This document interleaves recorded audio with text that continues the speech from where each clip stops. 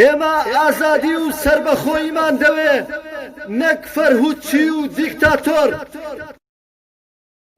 ئازادی ئازادی مافە ئازادی مافە نەدروشمە نەلافە نەگەزافە ئازادی مافە نەوەکو بەخشش دەسەنرێ نادرێ بێ هەوڵ و کۆشش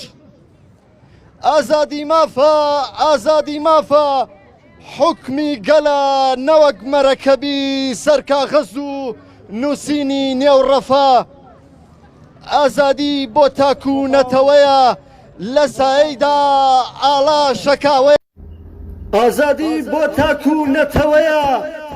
لە سایەیدا ئاڵا شەکاوەیە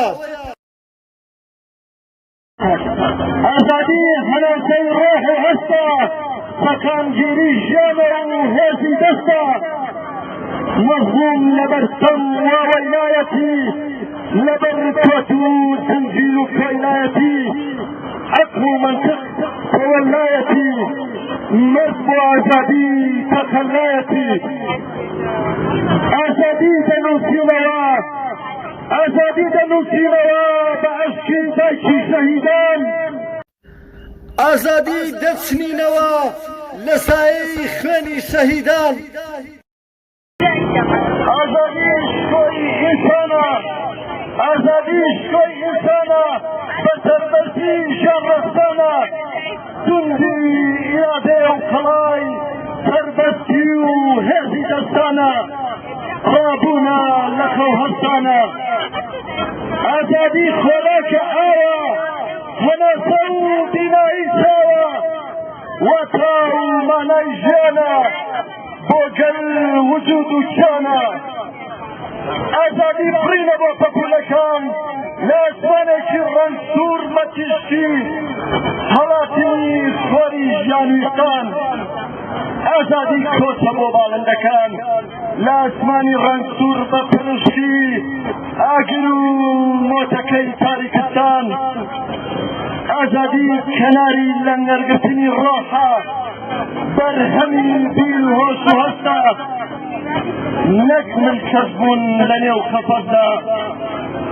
وە چۆن ڕێزمان بێ ئاسمان نابێ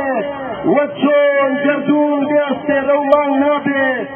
هەروە چۆن زەوی بێ دەریا نابێ وتان لە خەباتکاریە نابێ ئازادیش لە سەرشۆڕیە نابێ ئازادیش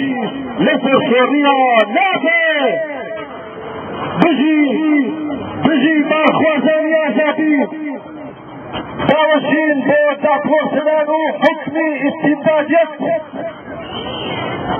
بڕوخێ لە فەرزی داکوژی هەر بژین داکۆکی کارانی ئازادی تاکوونەتەوە پێویستە ئێمە وەکو نووسەران و شاعیان دفاع لە هەموو شاعیر و نووسەرێکن کە لەسەر نووسین و لەسەر شعر دەستی دەکرێت نابێ ئێمە دەست بە کڵاوی خۆمانەوە بگرین و بترسین لە ترسی دەستگیرکردن نەوێرین هیچ بڵێن زۆر عەیبە بۆ ئەو بەعزە ئەشخاصانەی کە خۆیان بە شاعیر و نووسەر دەزانن لە ماڵەوە قسەی زلزل دەکەن بەڵام جورئەت و غیرەتیان نییە بێن ئالێرە دیفاع لە شاعیرە هاوڕێکیان بکەن کە لەسەر دەنگی ئازادی دەستگیر کراوە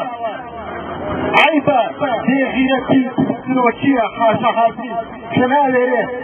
بڵێ لەم ئەوانە قوڕنیشی کیستی دەسەڵاتدارن بەداخەوە خێ دەستی دەستگیری کورد بە دەستی کورد زۆر